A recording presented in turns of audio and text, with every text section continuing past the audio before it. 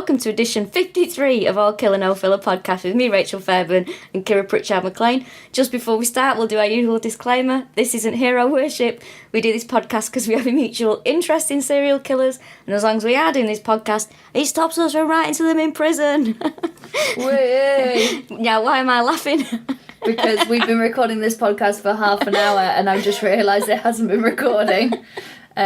So yeah, we're gonna fucking. And I'm in a cracking mood today, so it doesn't. I'm just like whatever. Way.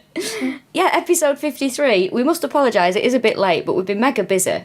In fact, we got up very early to record this today, didn't we? 6:30 a.m. 6:30. Coming from different sides of the country to meet in the greatest city on earth. Sorry if there's a bit. It's a shithole. So if there's a bit of background noise, it's because we're in the London flat and there's some train noise. So apologies for that. Atmosphere. I'm absolutely fuming if you haven't already gathered that I have just wasted that much time of our lives. It's fine. It's fine. We'll crack on. So we were going to do the Kimberley killer. Yes. However, a couple of issues. One, there was hardly anything about his background apart from the fact that he was German and he used to be a security guard. Secondly, technically a spree. And you know what I'm like, a stickler for the rules. We've let a few sprees in, and I'm not happy about it. But there was just a lack of information, so we didn't want to feel like we were putting something out that wasn't, what's the word? Bumper. What? I don't know. She's waving a hand in the air above her head, and I don't know what that's meant to mean. Substantial. But you went for bumper. What, are you a fucking child? Bumper. Are you a sticker book, mate? I love the word bumper. I love the word jumbo. I just don't think jumbo is used. Jumbo sausage. Oh my god, I fucking love a jumbo sausage. Jumbo marker. Jumbo marker. Jumbo dib dab. Yeah, I just don't think it's used. Wait, sorry, not dib dab. Dabber. Dabber. Jumbo jet. All the jumbos. So who we Dumbo's cousin. Jumbo. So who are we going to do? We're going to do Burke and Hare, which I absolutely love. I think it is Scorcho as serial killers go. I think it's fucking fascinating. And we did it when we were in America as well, and we did it for one of the Edinburgh. So I mean, there's going to be a couple of, well, quite a lot of you actually. I'd say about 1,000 of you who've already heard about this. But people have actually asked us to record it as well. Yes, that's true. So something for everyone. Yes, and obviously we won't tell you all the showbiz gossip that we told you in the rooms when we did it live. Then we've got to stop doing that now. I think they're getting too big. So who's got to stop doing that? You? You're an absolute cunt, you know that. You're an absolute dickhead. Hey, listen, words can't hurt me today. Alright, Christina Aguilera. Sometimes when I'm in a really good mood, there's no in between, is there? I'm either or I'm like, way. Yeah, I mean, you're diagnosing yourself right now. I think I am. See, the thing is, I'm either really low or I'm really sort of manic and high. Oh, I wish there was a word for that. See, I can't win with my mum, you see, because she's like, you're constantly cynical. And then when I'm in a really good mood, she's like, you're unbearable. Like, you can't sort of pull you back. So you can't moderate. So it's like glass overflowing or glass empty. Yeah. Not half half empty. There's no sort of middle ground. But I'm sure someone will fuck me off and it'll be ruined. Anyway, Burke and Hare. She's back. This takes place in the city of Edinburgh, where we go and lose thousands of pounds every August. Yep. God, that system's rigged, but we don't have time for that. So yeah, it takes place in Edinburgh, and how the city is chosen to commemorate the pair of serial killers is they've named a strip club after the pair of them. It's called the Burke and Hare, and it's near the grass market where a lot of this takes place. There's 3 strip bars that are close to each other in an area of town that is colloquially known as the Pubic Triangle, which I think is fucking top notch. Lovely. Now, one of my favourite things to do is to go on the Google reviews of strip bars and swingers bars. And the Burke and Hare has got some absolute belters. So these are all, I'm not even selecting, these are all just next to each other, right? 2 stars, this is from Nathan. He says, lame, cheap chicks in cheaper lingerie, except for one pro, No Charlie. All right, mate. Fucking hell. Nathan's a cunt. Yeah, he is, isn't he? Has he left his number on there? I might give him a ring. That sounds right on my Do street. you know what? He's reviewed loads of other stuff. Let me just have a quick click on Nathan and see what else he's reviewed. I mean, he is literally just brilliant. He's reviewed a Lidl. Yes, it's a Lidl. A bit more expensive than the Kirkgate branch, though. Scott Med will take a huge hit, in my opinion. Jesus fucking Christ. Oh my god. And then he said, oh my god, this guy's amazing. He's reviewed somewhere in Edinburgh, hairdressers. Time to retire. The guy does more talking about his past salons than cutting. Maybe he was good back in the day, but the hair I got today was rank. Also, £10 for a standard back and sides. Joke. I don't like this guy. He's an absolute... Has he got a picture of him? Oh my god. This is about a barber. God, he's got no fucking loyalty. About 8 of these are barbers. Used to be good. News guys and a new scab on my head. Was a regular, but now no more. I think it's the badness coming out of you, Nathan. Good God. Brilliant. Textile. He's, what? My phone? You've got a new phone? Yeah. Ah, nice. Thanks. CEX. Top-notch banter, this, isn't it? Yeah, absolutely. Sorry, but I'm really, I'm obsessed with this guy and what he's, I think we should get Nathan on at the live shows. He's complained about a hotel. Nice. Too many coaches outside, though. Fucking hell. Oh, God. Doesn't like a crocodile cove in Australia, but that seems fair. What a nutter. Yeah, he is. The other reviews, He's though. so personal. Station manager on drugs. Overworked and understaffed city centre doctor's office. God, what is this? He fucking hates Did he have to go there because he had a scab on his head? Yeah. Do you remember on the plane on the way back from America? I was so tired and I was trying to do this crosswords on the thing. And the clue was someone who crosses a picket line, and I wrote scum, and you went, do you mean scab? I was like, yeah. Same thing, innit? Yeah. I think I said that. I was like, same thing. So that was Nathan. Anyway, so James says, 5 stars for Burke and Hare. What a great experienced night. Now, I think it's a typo, but it might also be a creepy reflection of the women and how capable they are. Okay, this is Nick Carter. Not that one, but who knows. He gave it 5 stars. 2-line review, which starts with this: best place I've ever been. Strong start. Ever. Second line. Why is that, Nick? Let you touch them. Oh. Stop being a creep, Nick. And then this is my favourite one. This is by Peter L. Deegan, which reminds me of when Will got introduced on stage as Philip Dugan. That was after spending the entire day with the guy that introduced him, though, wasn't it? Yeah. So your friend of the show, Will Duggan, was like, ladies and gentlemen, please welcome to the stage, Philip Dugan. No, do you know who I think that was? I think that was... Yeah, he spent the entire day with him. Mind you, this is a Will story. This is a touch of the Duggans Pinch about of that. salt, yeah. Do you all know what Duggan... Have we told them what Dugganing is? I don't think Oh we told yeah, them. no, we have. We told them what Dugganing is when you pass off a story of someone else's life as your own. But it's just Will lies a lot, doesn't he? Oh, we don't have to tell some fibs. I mean, I love him to bits, and Yeah. he's a little angel, He's great. but he's a bloody fibber. Yeah. I don't know if you should tell this story. I was really fed up the other day. I don't know what was wrong with me. I was having one of my lows, and I was talking to him, and I was like, "Oh, Will, when are things going to get better?" And he said, "You think you've got fucking problems? I have just had to go into the toilets at King's Cross St Pancras and stick my finger up my own anus because I have hemorrhoids." What? I think I need to cut this out. Yeah. Why has he got hemorrhoids? And why is he putting his finger up his arse? How will that help? I think you have to put... Anus all up. Yeah. That very same day, actually, I was on my way to St Albans to do a gig, and a very lovely lady came up to me in the AMT cafe. You know those horrible little things in a train station?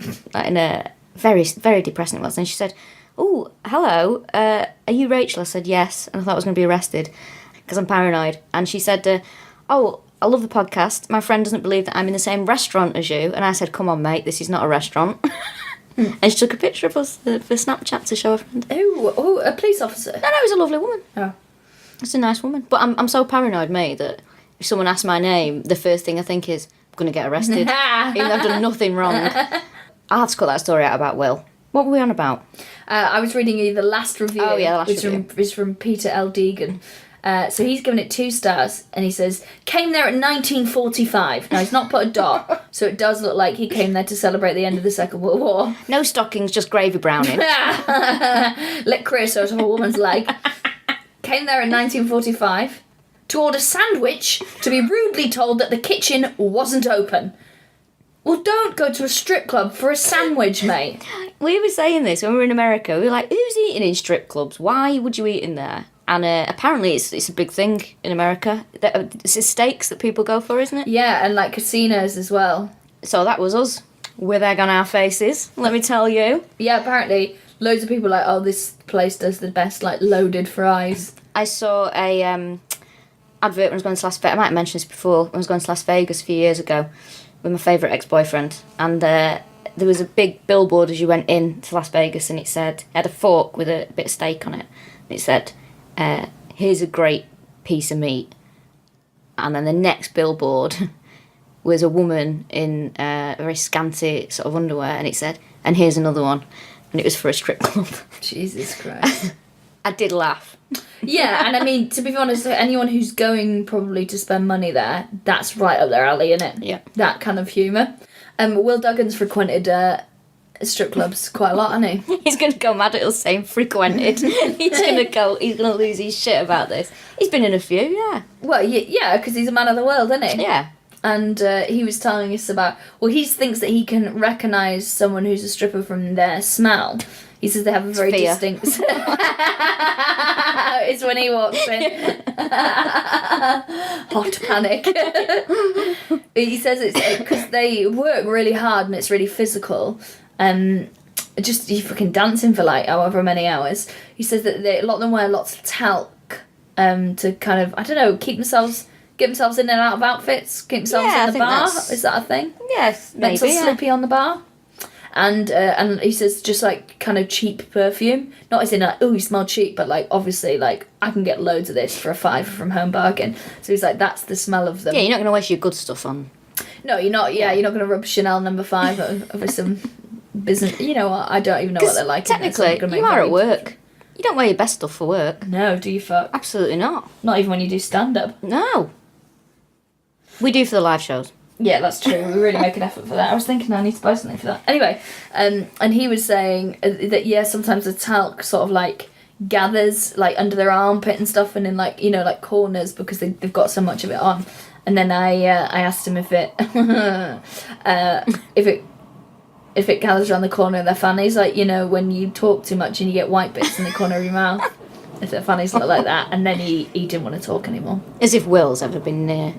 I think he has. I think he has had a... Well, like, our mate Ed, who's, like, classic kind of sweet beta male, has had a dance. Yeah, but the strippers, not sex workers. You don't get to see you get to see everything, do you? Yeah, I'm pretty sure they get their fannies out. Oh. Isn't it? The whole point is they dance and it's naked. No, not always. Not always. If you do work in a strip club, let us know.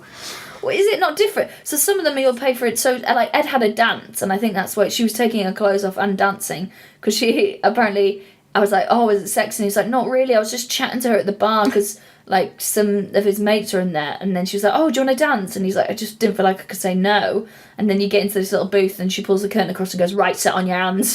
So it's like, okay. And in case you start furiously masturbating. And it's like, no, it's in case you grab them. And then she did a dance and just looked sort of kind of really sad all the way through and sort of huffing and rolling her eyes. And then she sort of swished her hair seductively and a necklace fell to the floor and he picked it up and she picked it up really quickly and put it on the side. And then at the end he was like, oh, that was quite nice actually, and was like, oh, thank you very much. And he's like, I'm sorry about your necklace. She's like, yeah, my granddad gave me that just before he died. And he's like, see you, bye-bye, to my boner forever. But yeah, I think that they do take their clothes off. I don't know, I think some, maybe. I think some do and some, I don't know. Please let us know. Very ignorant. Maybe we should go there. We should have a staff outing. I tried to. Where was I with a friend of mine, female friend of mine? We were drinking in London. And we're like, you know what it's like in London? Bloody everything's shut at 10:05 at night. Yeah, can't get a drink. Yeah, I was just going in. They wouldn't let us in the strip club because we're women. And I was like, just want to have a drink. Why can't I come in? They wouldn't let us in. Really? They were like £10 each, and we're like, yeah, we'll pay it. And then they were like, no. And we weren't pissed, but they just didn't want to let us in because we were women. That's weird, isn't it? Yeah. Do you think it's because men would be more self-conscious about how they act if women walked in? Possibly, but I mean, this was Or they would try and fuck you instead of... This was about 4 years ago, and I think with sort of how things have changed now, I doubt they'd be able to like say you can't come in because you're a woman. Yeah. You could probably have them for something there. Yeah. So yeah. I want to go to a strip club. Having said that, I can't imagine anything worse than a man sexy dancing on. Oh god, yeah.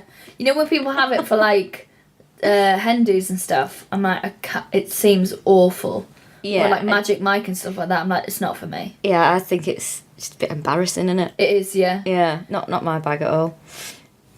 No, it's not for me. Oof. There's only one dancing actually. She's just started dancing. I must have told this one that when my friend said to me, I was watching something, it was like, sexy dancing.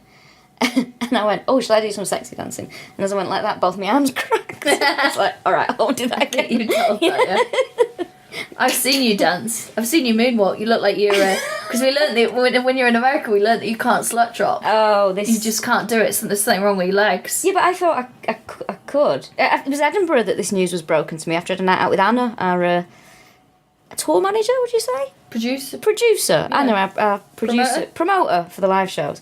I got absolutely hammered, and with some male friends of ours, and I was joking, and I was like, well, there's a slut drop, and they were just looked at me like, the fuck is that? Yeah, it's very upsetting. And you know in your mind when you go, this is either really good or really bad. It was really bad. It's so I'll show you at the live shows. You so look like someone who would be able to dance as well, but I've seen you moonwalk. You look like you're breaking into new hips. Fresh in. Just letting them settle down. I genuinely, I can't dance at all, me. I just jump. I tend to just jump and shout. It's embarrassing, really. Anyway, so this takes place in Edinburgh, which is the university has always been very, very good, and it was a centre of excellence for teaching when it comes to anatomy and medicine. Yeah. So Edinburgh obviously was leading the way in anatomical study.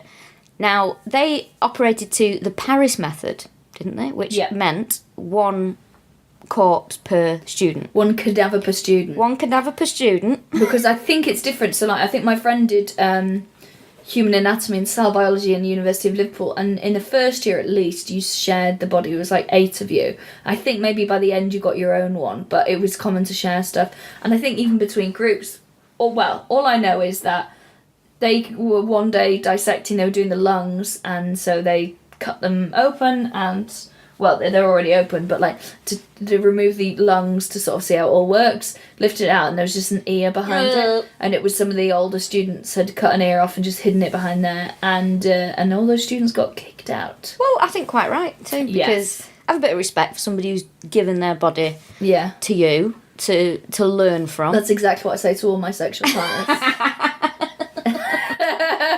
Do you want to learn from this body or what? Have some respect from this body you're about to learn from. What are you going to learn from my body? What tightness really feels like. That was disgusting. Yeah, I feel ill. Oh dear. Right. So yeah, these bodies would come. Basically, they were people who'd been executed. Yeah. So the Scottish law had changed, and they said that the only bodies that could be used were people that had died in prison, sort of been executed, people who'd committed suicide, bodies of foundlings and orphans, which is very sad. Yeah. And there was actually executions had slowed down because they changed. What was the law? It was the bloody law and the Judgment of Death Act, I believe. So basically, it made it harder for them to execute people because they used to execute people for any old fucking reason. Yeah. And then it became more serious crimes. So that means that they were only getting about 60 people executed a year, and if you think Edinburgh wasn't the only university to have medical students, so there just wasn't enough at all. This led to an increase in grave robbing and gangs of resurrection men. Sounds cool, doesn't it? It's fucking cool. I think I'd go out with a resurrection man. I bet they'd stink. Yeah, in fact, that's definitely got to be a band, isn't it? The resurrection. Oh, 100%. So this led to an increase in grave robbing. So resurrection men get together middle of the night, go into cemeteries and they dig up sort of graves of the sort of recently buried. So a lot of the corpses weren't particularly fresh. So people were worried. And they were died of disease and stuff. Yeah. So they were, not only were they rotting, they were in bad nick. Ugh. People started to worry about their loved ones what had happened to their bodies after they died. They didn't want them to be taken by the resurrection men. So there was an increase in mort safes, which were invented to keep graves secure. So they're like cages round graves. You can still see them now. Particularly, there's a lot in Edinburgh. In very old graveyards, you will see... You're laughing at me. No, I'm laughing at... I found the Resurrection Men's Bandcamp page, and the first sentence is made me laugh. What was it? Resurrection Men, lowly servants to the majesty of a rock. Made me cringe. Dear me. So there's sort of cages around the graves, and you can still see them in some graveyards now. There was... When I worked at the Rare Books Library... It's a Rare Books librarian. No, thank you, in my accent. There were adverts in various sort of magazines, Victorian magazines, about mort safes and where you could buy them and why you should buy them. So they're like cages, weren't they? And they also had, there was a few what are they called, graveyards that had not turrets, like towers in them, that would look like, sometimes there was someone paid to sort of keep watch of the graveyard in there, but generally they were like a visual deterrent, as in like, oh, this is one with, you know, like people have fake cameras put outside their houses. They were basically like that because it was such a huge problem. So we'll crack on to the lads, as we'll refer to them. William Burke, first of all. If you look at William Burke... Yeah, there's some pictures or some like ink drawings. William Burke looks like friend of the show, Will Duggan, without glasses on. It's that little werewolfy little hair thing, isn't it? He's a hairy boy, isn't he? He's a very hairy boy. Fucking hell, he made me laugh the other day. He put on our WhatsApp group that he, for some reason, uses a cutthroat razor to shave with, because he's, you know, like a gentleman, aspiring gentleman. And he was shaving his back hair with it, and then sneezed and sliced his back open like a fucking child. Oh, he's such an idiot. I mean, that is... if you're prone to sneezing, which he does... In the morning, he sneezes like 30 times in a row, doesn't he? Yeah, he does. Very strange. He's a peculiar boy, isn't he? He's great, though. He's lovely. It's his birthday. 26th, which is tomorrow for us. I'm taking him to see Bohemian Rhapsody. Sure. Yet again. My third time viewing that film. I've heard it's fucking shit. It's fucking brilliant. I love it. I love it so much. I just want to be Freddie Mercury. I think that's incredibly depressing. I always think his life's really tragic. Mate, he smashed through life. He had a brilliant time. No, he died prematurely. Yeah, of course he died prematurely, but he had a fucking great time. He was one of our... I mean, possibly... I've seen his teeth. He was definitely bullied in school. Yeah, of course he was bullied. No wonder he played the piano. But he had a brilliant time. Like, to me, possibly our greatest rock star. I agree. He definitely is, hands down. 100%. Well, he's not ours, is he? He's from Zanzibar. He's also like one of the most high-profile Asian men that's ever been. What I love as well is, it's like, I love how it should teach people this is a very British thing. Our greatest rock star was actually from Zanzibar. Yeah. So, you know... Immigrants, they get the job done, to quote Hamilton. I love the film, though. Like, take it for what it is. Just watch it for what it is. It's so good. It's so entertaining. It's brilliant. Is it one of those things, a bit like The Greatest Showman, which is terrible, and Mamma Mia, that people are like, oh, it's amazing, but what they're actually doing is going, aren't all these songs great? No, it's not that. Like, the performances are really good. Some of it's really funny. There's a couple of plot holes, but forget about them. The costumes are amazing. Yeah. Like, just enjoy it for what it is. And of course the songs are proper banging. But I know there's a lot of people saying, oh, it really glosses over his sexuality. I don't think it does at all. But bear in mind the film is a 12A. So you can't be showing Freddie smashing into 10 lads in leather hats, can you? Like, which is an Enid Blyton short story, I think. You know, you can't show what he actually got up to. It's implied. You know, there's implied drug abuse as well. You can't... It's like a film that... Like, I'd like to take my niece to see it. She's 12. That's fine. Like, that's fine for her to see. I think any sex in it... Like, if you're making a film about Madonna... Yeah. And you wanted it to be accessible to everybody, you couldn't show Madonna and half the things she got up to in her life. You can't just... There's a book for that. Have you ever read that book? Sex? Yeah. No. It's just her, like, heavily oiled up fanny on... Does she get it all out? Yeah. I'm pretty sure you see her fanny in it. Ooh. Crikey. She's not shy, is she? No, she's not shy. Should we release a book? Sex by or Killa No Filla. Do you know what it'd be me? It'd be me in a pair of, like, leggings and a jumper, but hoisted the jumper out so one tit's out. It's like, come on then, get on with it, it's cold. And me and friend of the show, Will Duggan, recreating Oh, God. the smashing from behind scene that we surprised you with in Glasgow. I think you need to give some context there, because I don't think you told that on the podcast. Oh, so me and friend of the show, Will Duggan, decided when we did one of the tour shows in Glasgow, I said, right, get behind. Kiri had gone out to do something. I said, right, get behind me, she'll be back in a minute, pretend you're doing me from behind. And there was a technical fault, so I was out there ages. And Will was pretending to do me from behind doggy style for a good 2 minutes. We were fully clothed, may I stress. And Will just went, can't keep doing this much longer, Rachel. Can't keep doing this. I was like, it's alright, it'll be really funny when she comes in. And then when I came in, it was the saddest scene I've ever seen. Honestly, like, both of you were avoiding eye contact and looking incredibly sad. It was horrible. It was like some weird, like, off-book psychology test from the 1970s where they make twins do it. When you came in, you went, that's how you made that noise. It was awful. Was you just looked really, like, sad. Like a Jack Russell that had been told off. Yeah. Oh, God. Anyway, oh my God, we need to talk about... So, William Burke, let's start with him. He was born in 1792 in Erney, County Tyrone in Ireland. He was from quite a middle-class family. He had two parents. He had a brother called Constantine, which is a great name. He had a very comfortable upbringing. Both him and Constantine were in the army as teenagers, and they served in something called the Donegal Militia. It sounds like shit rappers. Donegal Militia. Oh yeah, it does sound like a rap group, doesn't it? I've got I can't stand so there's a rapper in Manchester called Bugsy Malone. I saw his advert in Euston the other day. I think he's massively famous. He's huge. He's got huge, but I just can't get on board with it. But you know, because when something's local to you, it feels shit. It's like, so, you know, like we have loads of friends who are on TV. When you see someone you know on telly, don't you think it cheapens it? You go, no, I don't. So-and-so on the fucking telly. Really? Yeah, what are they doing in this? No, I don't think it. I think it's nice. Cheapens it. I don't know, I think, yeah, it's great to see it, but I think I get that thing of like, that's weird, Yeah. I find it hard to watch. I think it depends what it is. Yeah, that's true. But, like, I mean things like particularly... If it was like, who do you think you are? I'd be like, get them off. Yeah. Get someone proper on. Like, things like that. But not like things within comedy. Yeah. But when you see someone you know pop up in something like... For example, I've got an old friend called Sam, who's an actor, and I went to the cinema to watch The Wolfman. Right. And he was in it. I was like, what's he fucking doing in this? He's ruined this now. Yeah, thanks for pretending. Sam. Yeah, he's ruined everything now. So that kind of thing. But there's just something about his Bugsy Malone. Like, I heard him rap it. Like, me and my mate Danny find it really funny. Because, like, you know, you hear American rappers like, yeah, West Coast and all, East Coast and all this.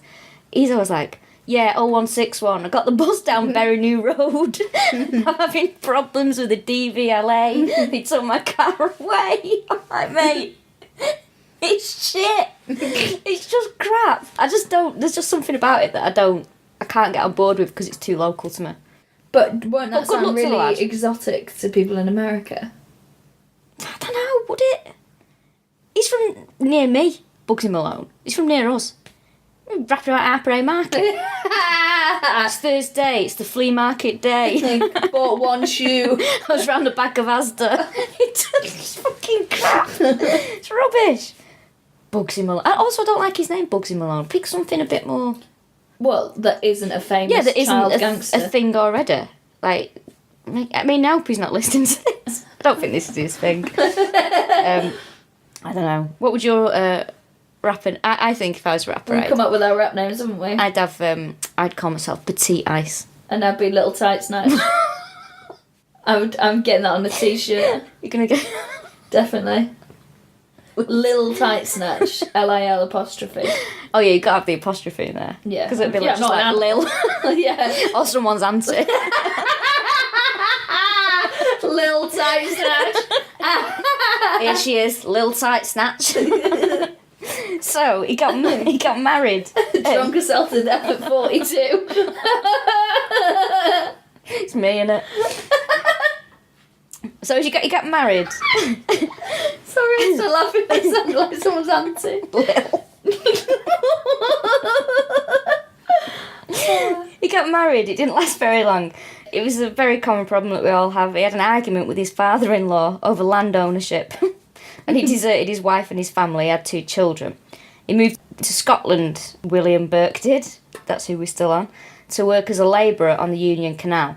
Now, the Union Canal was a huge project, and you can read about it, as I tried to, but it's utterly fucking boring, and it has no place in this podcast. But there was a huge influx of sort of immigration, wasn't there? Yeah. Because they needed so many workers to make the Union Canal happen. Yeah.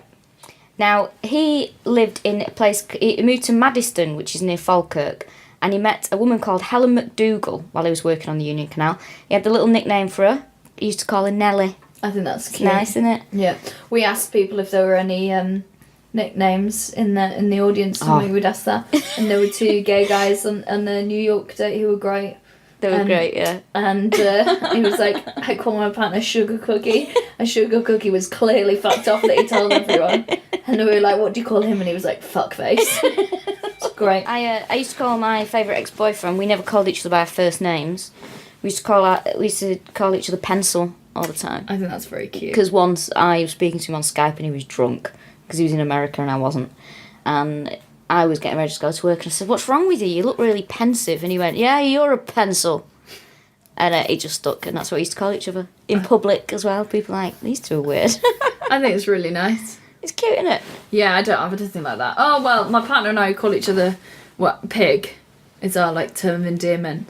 And in my phone, he's just saved as the pig emoji. Which is actually quite hard to find him in a hurry if you're trying to search for something. Will Duggan and I, friend of the show Will Duggan, we call each other, I call him Honeybee, and he calls me Queen Bee. That's very cute. That's quite nice, isn't it? Yeah, that's really nice. There's nothing in it. We'll see, mate. No. We'll see. No. If you get some wasting disease, he'll be the one who takes care of you. He's going to have to. I mean, it's not the same for me. He can just go back to his parents. So when the canal was finished, he moved to a place called Tanner's Close, which is still there in Edinburgh. Just off the Royal Mile, if you're familiar with the geography of Edinburgh. This was in 1827. He had different jobs. He sold second-hand clothes to poor locals. It was a vintage shop, basically.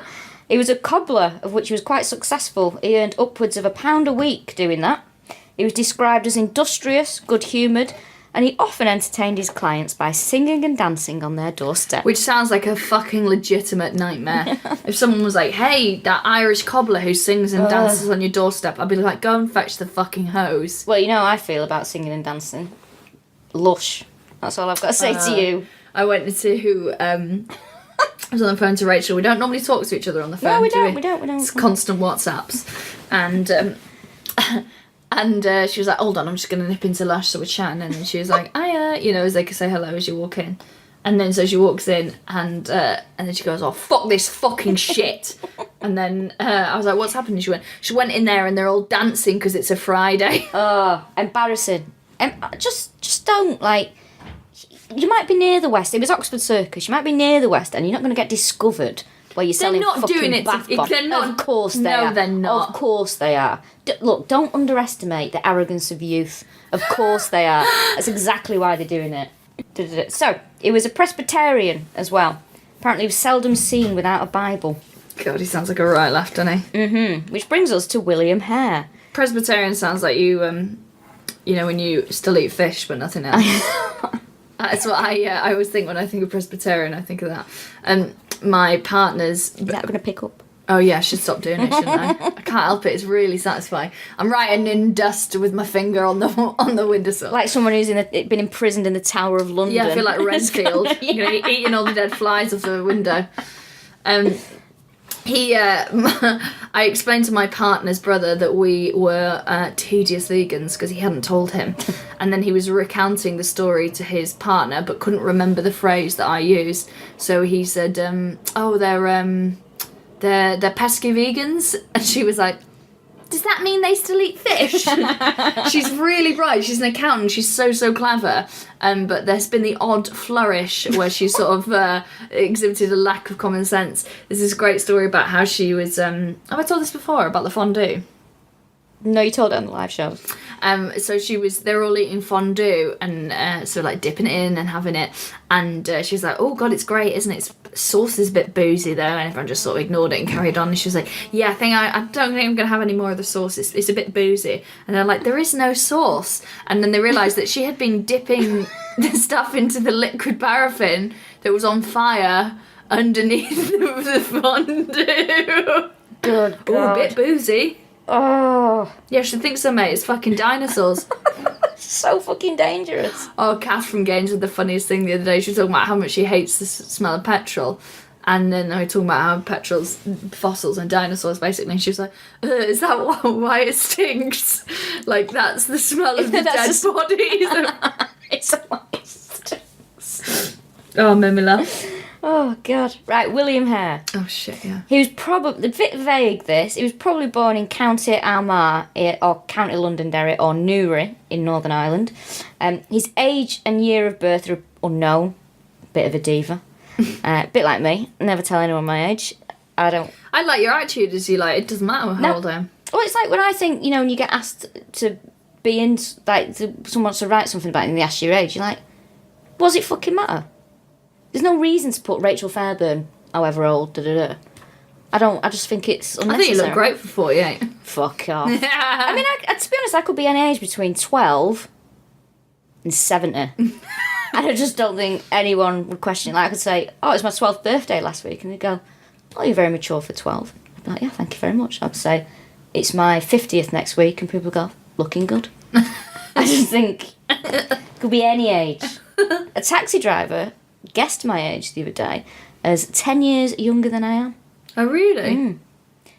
As I say, my only worry now is every time I get asked out by a bloke and I find out how old they are, I'm like, fuck.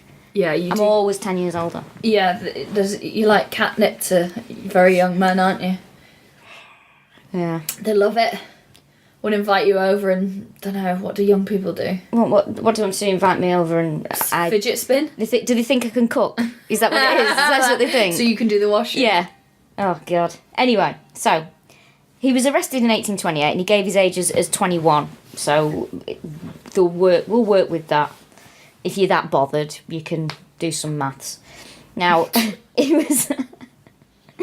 he worked in Ireland. When he was in Ireland, he was an agricultural labourer. Sort of a very similar background to Burke, actually. He moved to Scotland as well to work on the Union Canal. He moved to Edinburgh after it had finished to become a coalman's assistant. And he actually lodged at Tanner's Close as well. He lived with a chap whose name was Logue, and Logue's wife Margaret. Logue's a fucking cool name. Yeah, Logue died in 1826, and they think that Hare then married Margaret. Moved in very quickly. He was described as illiterate and uncouth, lean, quarrelsome, violent, of a moral character, and he had scars and old wounds about his head and his brow. Basically translates as, I probably would have tried to get off of him. That's what would have happened.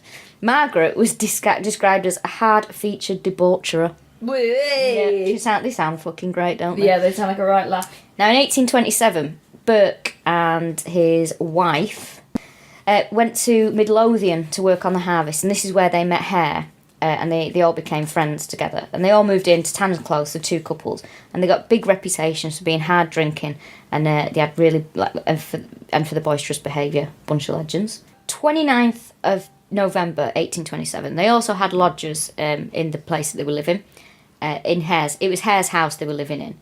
Now, it was a lodger called Donald that they had, and this is 29th of November 1827. He died of something called dropsy. Which I googled. Don't do it. See, I always do this. When I'm looking up a disease, I go into Google Images and search there first. Don't. It's fucking horrific. And I don't know how you can die of it, because it's a horrible disease. So basically, dropsy is like, it looks like fluid that sits under the skin. So like, you're like, everything comes hugely inflamed. Well, not inflamed, but like just full of fluid. And you like press it and then it doesn't bounce back again. It's horrible. But I don't know how you get to the point where you die of it. But it looks fucking appalling. Well, to me, dropsy sounds like something a very, very middle-class mother who drinks every single day would say after she dropped the baby for the 15th. Dropsy! Oh, dropsy! That'd be me if I was middle class. Now, had children. Now, Donald owed rent. Now, and he died before he received his pension from the army, and he owed £4. So Hare had moaned to Burke about this. He complained. He said, "Oh, he's died. He owes me all this money." They decided what they would do to make that money back. They thought, well, we'll just sell his body to the medical students. Now, the local parish paid for Donald's funeral. And when the carpenter had come and made the coffin, they removed the body and they hid it under the bed and they filled it with bark and resealed it. They took the corpse. I mean, please don't show me dropsy. That's awful. Yeah, I'm sorry. I was showing a Google image. It's fucking terrifying. Poor fucker. Ugh. This sounds like a very, very dark Chuckle Brothers sort of incident, doesn't it? Yeah. So they took the corpse to the university and they sold it. Now, they were told when they went to the university, ask for Professor Munro. They asked for Professor Munro and they were directed to Dr. Knox's premises in Surgeon Square. They sold the body for £7 10 shillings. Hare received £4 5 shillings and Burke got £3 5 shillings. Hare got more to cover the unpaid rent from the deceased. And what Dr. Knox said, he didn't ask where the body had come from, he asked no questions. He said, "I'd be glad to see them again when they have another body to dispose of." Yes, and he advised them to always come back after dark and there would be no questions asked. Basically, they sat down and they did some sums and they were like, right, well, grave robbing is really dirty and it's very hard work. Mm-hmm. And once you dig it up, there's no guarantee it's going to be fresh, or it's going to, if it is fresh, it's not been, damaged, or what they died of, they might be in horrible condition. But if we murder them, we know exactly what condition they're going to be in, so let's just do that. And they just sort of worked out that was the best way to do it. Well, the first actual victim, because obviously the first one wasn't a murder, the first one was Joseph Miller, who lived at the house with them, another lodger. He got a fever and he became delirious and they decided to suffocate him. Now, they had a method that they used to do. It was called burking. So they would hold, was it the nose and the mouth? Yes, so what they would do is one would hold the nose, one would sit on the chest to try and get all the air out and hold the mouth, and the other one would, to stop them from struggling, hold their arms and hold the nose, and they would basically suffocate them that way. And it was a way of killing them so the body wasn't damaged. And it worked. And, so they're in really good condition. Well, they say that method that they had, at the time, it would have been practically undetectable. You'd be able to detect it now with only forensics. With very modern forensics, But pretty much then it would just have been a normal death, wouldn't it? Yeah. They said that they decided to kill Joseph Miller because Hare and his wife were worried they were going to get an infection off him because he was poorly. Bullshit. Doesn't stop him covering his mouth and sitting on his chest and getting right near to him, does it?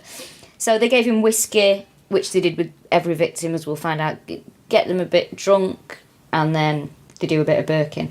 They got £10 off Knox for this body. Now, fair old whack that, isn't it? Yeah, it's not bad. Considering when he was a cobbler, he was on £1 a week, and that was considered good money. Yep. They moved quite very quickly. So the next one was just an Englishman from Cheshire who was selling matches. Meant plenty of those I want to kill. Yeah. Didn't they say that he turned up at their house and he had jaundice? He got jaundice. This house. I was going to say, why is everyone fucking ill? It's like, it reminds me of, that episode of The Young Ones, Sick, where they're all in bed. It reminds me of that. Absolutely disgusting. But then that must have been at the time then that everyone... Because if you think about, every time in your life you've had something, imagine there was no health service and no pain... you would just be living with all those things. Ugh. And just dying. Yeah, and you'd have a broken leg that wasn't set right and, all that stuff. It's depressing, isn't it? It's fucking horrible. God bless the NHS, let's keep fighting for it. Abigail Simpson was the next victim. She was invited to Hare's house and she was plied with alcohol. So got her a bit drunk and then they murdered her. They put the body in a tea chest, took it to Dr. Knox, he didn't ask any questions, and gave them £10 for her body, and he approved of its freshness. But yeah. Between February and March, there's no definite dates for these, between February and March, there was an old woman invited round to the house by Margaret Hare, which is interesting. Yeah, she was definitely in on it. She definitely knew. She was given whiskey. Hare, this is horrible. Hare then covered her mouth and nose with a mattress cover, and she was dead by the evening. That's another £10. This is an interesting one. Mary Patterson and Janet Brown. This was April of the following year. They were sex workers. Now, where'd they met them? Was it... So basically, they were out in a bar drinking, and they met these two sex workers, started having a laugh with them, and then were like, why don't you come back to ours, got loads of whiskey. So they went back and started on the old whiskey. Mary gets absolutely hammered and goes to sleep off the booze. And then an argument breaks out between Janet and the fellas. So Janet fucks off and says, I'm going to come back for Mary. And goes over to her old landlady's house, Mrs. Laurie. So tells Miss Laurie the stories. I've been out drinking with these guys. I've left Mary there. And the landlady is like, don't leave her on her own with two strange men in some weird boarding house where everyone's dead or dying. So she sends Janet back to the house with the servant. So they knock on the door and they get told, oh no, Burke's gone out with Mary. I don't know what time he'll be back. And Janet goes, fine, I'll sit and wait for them then. So she sits there and waits for a bit, and then she tells the servant and Miss Laurie, go back and tell Miss Laurie what's going on. So the servant goes back and goes, oh, Miss Laurie, she's waiting for Mary to come back. She's out with work at the moment. She told me to come back. Miss Laurie's like, what the fuck, did you leave her on her own? And then this poor servant is sent back again. Oh, you'd just be like, fuck off. Yeah, and haven't even got my pedometer with me today. So sends her back, gets Janet, tells her to leave. Now, what they found out later on is that Mary was already dead when Janet came back and knocked on the door. They'd already burked her and was in the house, basically. Well, they take the body to Dr. Knox and they say, oh, she drank herself to death. And this is where it's quite interesting because one of the assistants, when he saw her body, he was like, hang on a minute, I recognise this woman. Wasn't she still warm as well? Yes, she was still warm. And he said, oh, I recognise this woman. Interesting. Yeah. And they said, oh, we just bought her off an old woman in Canongate. She's not a potato. She's a fucking woman. Wow, how would you buy... That makes me shudder as well, because when you think of Canongate, is that down where Cowsgate as well? Yeah, that's the... Where all the free fringes. So yeah. Like, late night sketch comedy, or like improv troupe, or like one woman show about breaking down in the desert. Oh, God. The amount of shows I have to avoid every year at Edinburgh because someone starts speaking to me in a bar and then they relentlessly go, can you come watch my show? Or I don't know why people do that. Can I say, if you choose to come watch my show, fine. I appreciate it. If you're another act, thank you very much. Thank you for your support. Don't fucking expect me to come watch yours. Well, I just don't like, also, I just know how busy everyone is up there. And like the weird thing to be like, come and see my show. But like, why? What do you think's going to happen off the back of that? But I guess they're just desperate for people in the room. They just hope that you're going to tweet about it. Oh, I mean, if something's good, yeah, of course I'll tweet about it, but I just don't like being railroaded into something. Yeah. Do you know what I mean? I like to be... Yeah, leave me alone, basically, is what I'm saying. So it was interesting that these students were like, I recognise this sex worker. And they were like, where from? They're like, oh, I can't remember. Actually, now you've said it. So the next few victims, they were Well, we must say as well, Knox apparently was delighted with this body. And as if he gave them £8, and as we say, she was still warm. He stored it in whiskey for 3 months and then dissected her. That's weird, isn't it? Yeah. And also, then, how cheap's fucking whiskey? That's a lot of whiskey. Everyone's knocking it back up, keeping a woman in it. Everyone. Absolutely. It was practically tradition. Now, I think it was Burke or Hare's wife actually kept Mary Patterson's skirt and petticoat as well. That's out of order. So she knew. Doing a Rose West. Categorically knew. And the interesting part, you'll notice that they get paid different amounts for the bodies, even though he's like, oh, she's great, I'm going to keep her in whiskey. And it's because it was depending on what time of the year it is. And so basically, if it was winter, I think they'd get more because they could use the body for longer because it was colder. Because basically you'd keep using it until it got too decomposed to dissect, which is fucking rum. So yeah, if it was warmer, they couldn't use them for as long, so they got less for them. Well, didn't someone came back to try and find her, didn't they? Yes. This lady came back. Well, who was it? Was it her friend? One of her friends came back to try and find her, and she was told that she'd left for Glasgow with a travelling salesman. Which is... I love it. Yeah. Interesting. That's what I now say when I'm on the rag. I am leaving for Glasgow with a travelling salesman. For about 5 days. So don't even bother trying to talk to me. Now, the next victim, Mrs. Haldane, who was described as a stout old woman.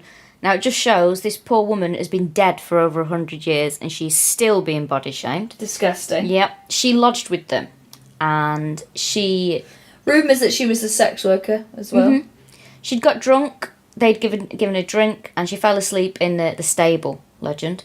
She was smothered and she was sold to Knox, as is standard, as we learn. Now, some months later, her daughter Peggy went to try and find her mum. Yes. She'd managed to track her down, like she'd asked people if they'd seen her, and that was the last place she was seen. She went to see them, and what happens? They kill Peggy as well. It's awful. Yeah, it's horrible. It's getting all a bit too close to home, though, isn't it? Yes, especially with this next one. Yeah. So they're getting a bit lazy and a bit complacent. So Anna McDougall, who is a relative of Nellie's, so she's Helen's relative. They murder her. Now, Burke, who's kind of related to this woman, is happy to kill her, but he said, I don't want to actually do it. Like, we can sell her, but I don't want to do it. So Hare murders her on his own. But, like, that's so close to home. I mean, yeah, like you say, literally. Yeah. But they just don't give a shit by this time. They're getting away with so many of them. But they're trying to pick these, from now on, they're like, let's try and pick people that people don't recognise. And they fuck up massively with the next one. There was a lady called Effie who was a cinder gatherer, which is like the most Victorian job in the world, isn't it? I think I'd be a match girl, you know. Do you? Yeah, you know, like a little match girl, I'd be found frozen to death outside a train station or something. Oh, I think I'd be a big titted sex worker. Do you? Yeah, absolutely. I'd be like one of the only fat Victorians you'd see. I wouldn't have the luxury of being able to be big titted. You'd be like, oh, can you work in the kitchen with the other lads, please? Thanks very much. You'd be up a chimney, mate. I would be up a chimney, actually. Yeah. Yeah, definitely. So, Effie, a cinder gatherer, she was in the street and she was drunk. And Burke saw her. Now, she was so drunk that a policeman was asking her where she was going because she was so drunk. He was like, we need to find out where this woman is going just to make sure she gets home okay. He didn't do his job very well because Burke steps in and says, oh, I know this woman. Oh, yeah, she's... didn't he say he was his cousin or something? He said he was related to her. And she was so drunk that he managed to get her in as if he was going to take her home and look after her. And he killed her as well. And they got £10 for her body. Basically, that is what's known as a cunt trick, isn't it? Peter Curtin did something similar. Disgusting. Absolutely disgusting. There's another... This is horrible. I mean, they're all horrible, but this one's particularly horrible. There was an old woman and her grandson who came to lodge with them. Now, the old lady, they gave her a load of painkillers. Sort of drugged her while she was sitting near the fire, wasn't she? She went to bed and they murdered her. And the little boy, a grandson... He had problems, didn't he? Yeah, he was deaf and mute. Yeah. So he was in the kitchen, and while they were murdering his grandmother, obviously he wasn't aware of any of this, they broke his back. Yeah. And Burke Over said... his knee, he said. Horrible. This is... I mean, do you know what? It's horrible what they were doing. But that's just inhumane, that. Yeah. There is no need for that. So Burke said that this was the only one that he actually felt bad about this one. He was haunted by the boy's expression. Boo-hoo, ever so sorry. They had to put the boy in a herring barrel because he was too small for the tea chest. Now... Well, they both wouldn't fit in it, so that's they put right. him in a barrel. Now, Hare's horse is one of the only characters in this with a conscience. So the horse, they attached the cart to him, or her, to go to the grass market and to go to Dr. Knox's house, and the horse wouldn't go further than grass market. It was like, I'm out of this, mate. Yeah. You're out of order. Yeah. Nay more. Oh, God. I'm trying. Just tell the hoof now. What? Oh, Jesus. That was a bit laboured, that one. Yeah, that was a bit laboured, wasn't it? I'm having an absolute mare with this. Oh, yes. Yes. When you're in court, you'll be the main attraction. Jesus Christ. Anyway, no, the poor thing never got to say any of these jokes because Hare got so angry with him the horse, that he shot him. Yeah, he just shot him. Now, I'm not laughing at that because it's not funny. What I am laughing at is every time when we did this in America, like, people listened to the story, and as soon as we said they shot the horse, people went, oh! Like, that was the first time that anyone was ever upset by anything. I mean, let's face it, though, the horse has had ample opportunity to stop, but it's only on this one. He knows what's going on. Absolutely. Fucking why weren't you calling Crime Stoppers? Probably Red Rum's grandfather. 24th of June. That was a niche. It was. It really was. Red Rum is known as the greatest racehorse in British racing history. And also, if you spell its name backwards, it's murder. Murder. 24th of June. Actually, technically a very clever joke. 24th of June. Oh, yeah, now in retrospect, you figured out it is. Burke and McDougall went to Falkirk to visit her father, and there was a bit of an argument because Burke came back and he said that he thought that Hare was selling bodies without him. Yeah, so it was like, where have you been? Yeah. Like, oh, nowhere. And he's like, you're lying. I can smell it on you. That's a bit like when you've got a mate and you introduce them to another friend and they know each other through you, and then you find out they've been hanging out without you. See, you got a real issue with this. I think that's fine. You were fuming that there was a couple of people at our live shows that were doing just that. I don't know, just... you know what, be honest about it. It's when you find out after the event and you go, oh yeah, been to Nando's together, have you? You fucking pieces of shit. You know I'm a carnivore. Where was my invite? It's that kind of thing. I don't like And you wonder why you don't get invited to stuff, mate. I get very sort of territorial over friendships, me. I'm very like, oh yeah, they're my friend. I mean, it's got me into a lot of trouble in the past, but we'll move on from that. Next victim, Daft Jamie. James Wilson. So he was sort of not a celebrity, but he was very well known in Edinburgh. So he was a guy with quite a low IQ, really big lad. He was like 16 years old, ginger hair. He had I think a club foot, and he used to knock around the Grassmarket and sort of help the traders out. The Grassmarket is an area of town in Edinburgh, by the way, but it was originally just a large market. So he used to knock around there, help the traders. He was also sort of a casual babysitter because the kids used to love him, so he would sort of entertain them and make sure that they were safe, and so people could dump their kids. Yeah, so he's like a well-liked local really character. well loved. Yeah. So they killed him. Now he's one of the only ones that they didn't get drunk because he didn't drink. So and it must have been a struggle because he was a really big, strong lad and he wasn't hammered. So yeah, it must have been one of the more physical murders that they did.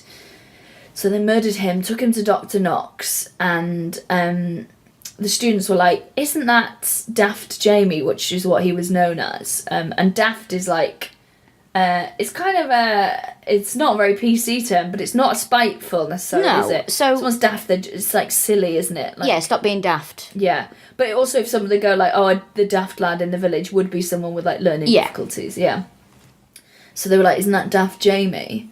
And he was like, no. And they're like, I'm pretty sure it is. Look at his foot and stuff. And then the next time they saw the body, he'd removed the feet, the hands, and the head. So I was like, no, this is just one of those headless, armless, handless, feetless bodies that you see so much of.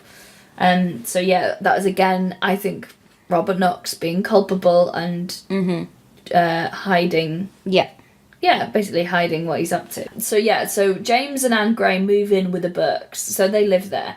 Now, one day they're there and this woman comes over called Mary Doherty to get pissed. So she met Burke that morning and Burke said, this is Halloween 1828. He said, oh, our mothers were related, which just feels like something you could only kind of get away with at that time. So they're getting pissed right up until the night. They're dancing, they're drinking. Now, the Greys go away for a couple of days and they sort of leave this scene. And apparently the neighbours said that they were getting hammered and sort of like drinking and dancing through the night. And at one point, one of the neighbours, Hugh Alston, hears someone shouting murder through the wall. So he runs out in the street to find a policeman. Can't find one, shocking. Goes back to the flat, it's gone completely quiet. So he's like, well, case closed. I guess nothing untoward has happened. But of course, Mary Doherty was murdered in that time. So the Greys come back and they go, where's Margaret? And Mary says, oh, she came on to Burke, so we had to kick her out because she was coming on to. Oh yeah, that was the woman's fault, innit? Eh? Yeah. So they say all that, and they're like, "God, wow, good job, she's gone." Now, what they don't know is that Margaret's body is stored underneath the spare bed, under a load of straw. So Anne's stockings are drying in this spare room, so she's like, I'm just going to go grab my stockings. And Mary's like, no, you're fucking not. No, you're not going in there. And she's like, why can't I go in the spare room? She's like, no reason, you just definitely can't go on. She's like, why is she being so defensive? We're having a clear out. Yeah, so not Mary, sorry, so this is Helen. So then Helen leaves later that night to go out and get something. And as soon as she leaves, they obviously go into the spare room, and they obviously find the body. Now, they go to the police, and on the way they bump into Helen and goes, we found that fucking body, you've been murdering people. And she's like, listen, I will pay you £10 a week not to say anything to anyone. And thankfully, they don't take it, because they definitely would have been murdered. Yeah. Oh, but that's a lot of fucking money. They'd either have been murdered or ended up hanged. Yeah. So either way, it wasn't going to work out very well for them. No. And also, £10 a week, that means that they would just carried on and carried on and carried on, wouldn't they? Absolutely. And there's absolutely no way Burke or Hare would let her pay them that. No, they would have been murdered. Yeah. So they refused, and they went to the police. So in that meantime, Helen fucking runs home. The police go over to the house. Margaret's body's gone. It's gone.